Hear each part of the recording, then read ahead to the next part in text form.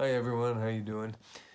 Today I am recording a video about one of Bruce Lee's primary philosophical influences, which is the principle of the Tao. And what I'm calling from in order to be able to do this is the Tao of Jeet Kune Do. So I'll show you my tattered copy here. And if you look on the first, my cover's torn off, but if you look at the first page, you will see a Taoist priest with an accompanying poem.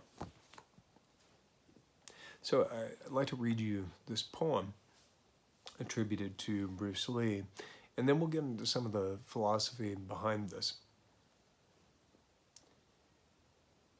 Into a soul absolutely free from thoughts and emotion, even the tiger finds no room to insert its fierce claws. One and the same breeze passes over the pines on the mountain and the oak trees in the valley. And why do they give different notes? No thinking, no reflecting, perfect emptiness. Yet therein something moves, following its own course. The eye sees it, but no hands can take hold of it. The moon in the stream. Clouds and mists, they are mid-air transformations. Above them eternally shine the sun and the moon. Victory is for the one, even before the combat, who has no thought of himself, abiding in the no-mindedness of great origin. It's a beautiful poem. So let's take a look at the root of some of these principles that arise in this poem. Now, what I'm also going to reference is a work which is considered to be one of the root texts of Taoism, which is called the Tao De Jing. And this translation was created by a close friend of ours whose name is Derek Lin.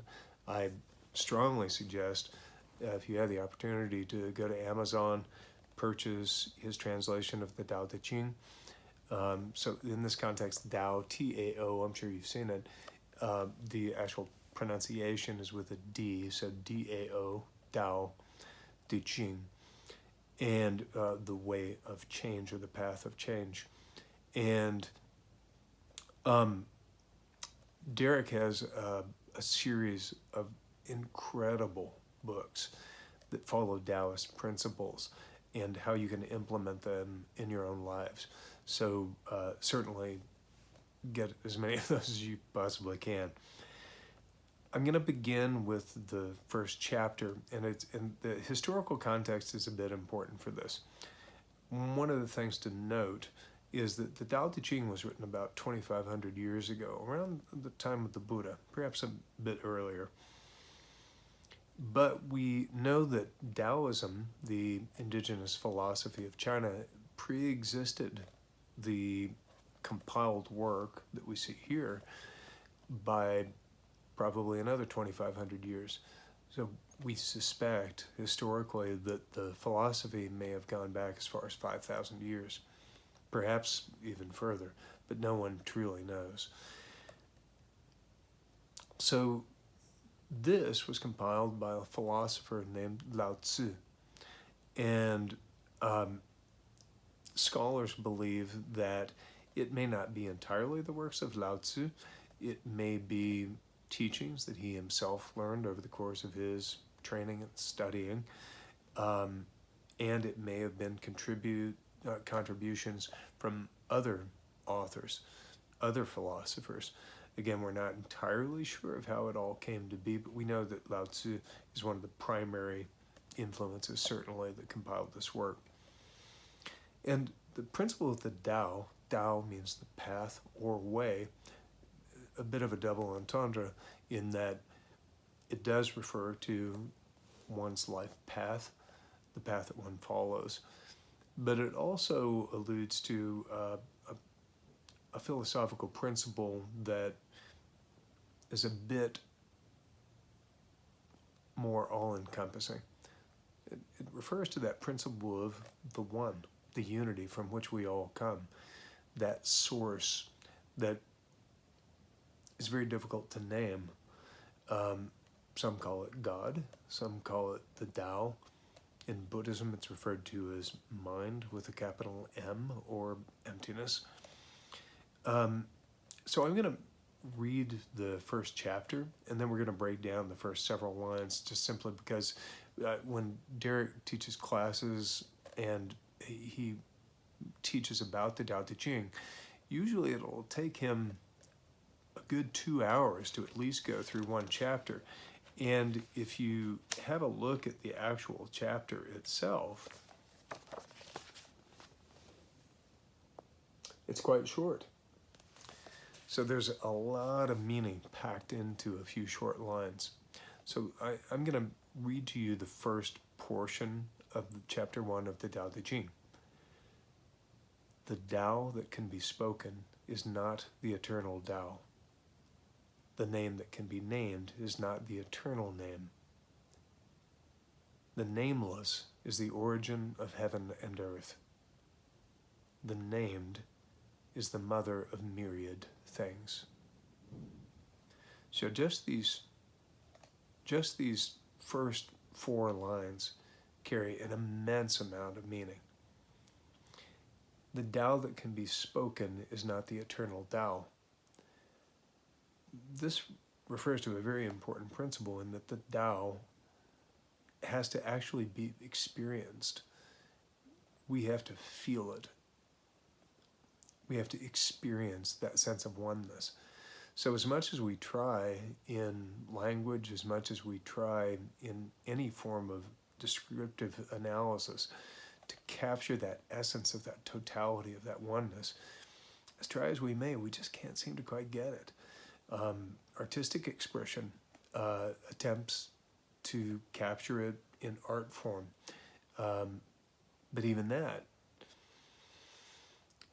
it's simply the experience of being in that sense of oneness. The name that can be named is not the eternal name. The principle is the same. It can't be captured or conveyed in a word, in a language. The nameless is the origin of heaven and earth. The Tao predates the formation of what we consider to be our physical universe.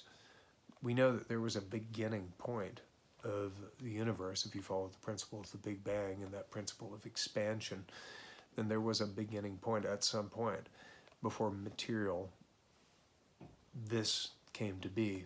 All of the billions of galaxies, our planet, this sense of substance, of material, the Tao created that. Somehow it sprang forth from that oneness, that unity. And before that, there were concepts, language. There was nothing to conceptualize. There was no human brain to create, to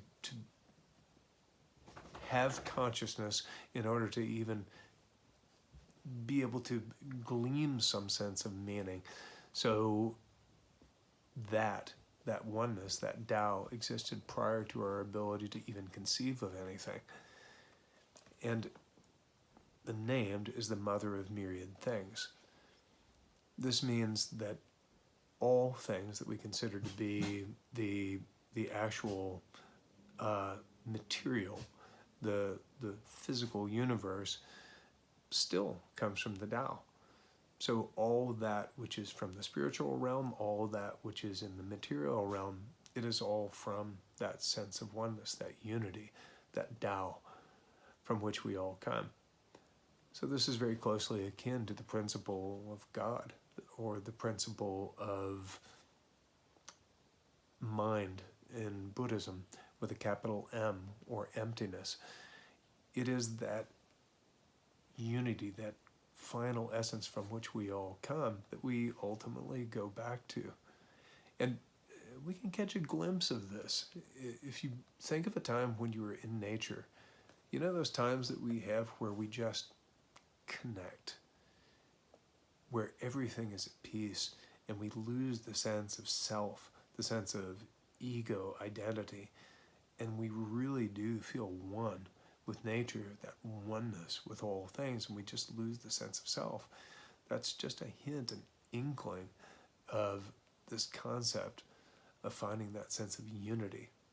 And if we go back to Bruce Lee's original poem, victory is for the one, even before the combat, who has no thought of himself, abiding in the great no-mindness of great origin. And then to the first stanza, into a soul absolutely free from thoughts and emotion, even the tiger finds no room to insert its fierce claws, referring to the principle of desire that keeps us anchored in the material realm.